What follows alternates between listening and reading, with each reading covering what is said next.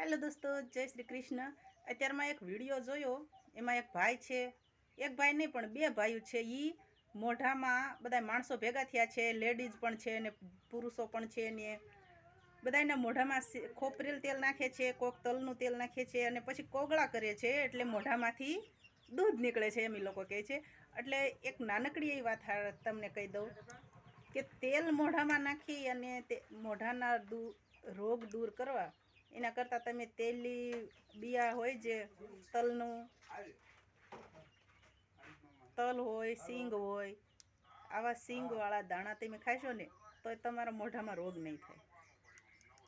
એટલે આ બધા મેં વિડીયા જોયા અત્યારમાં, એટલે એમ થયું કે આવા બધા શું કહેવાય નુસ્ખા કરવા એની કરતાં તેલવાળા દાણા જ ખવાય ને। જેમ અમે ખાવી સેવી તેલ,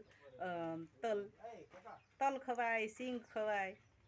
સિંગ એટલે ખારી સિંગ નહીં, મગફળી જે બદામ જેટલું ગુણ આપે છે। મગફળીના દાણામાં બદામ, મોંઘી દાટ બદામ લઈને આપણે જે ખાવી સેવી ને એટલા ને એટલા પોષક તત્વો મગફળીમાં છે।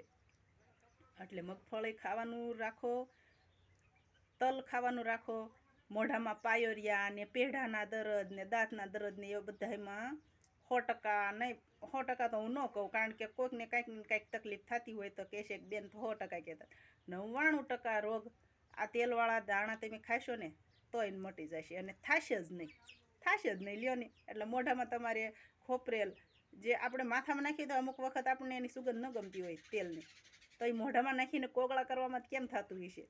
એટલે આવા બધા નુસ્ખા ન કરવા પડે અને મોઢાના દરદ મટાડવા પડે એટલે કાચા તલના દાણા ચાવવાનું રાખો અને કાચી મગફળીના દાણા ખાવાનું રાખો। બસ સારું, હાલો તો એટલું જ। જય શ્રી કૃષ્ણ, બધાય ખુશ રહેજો।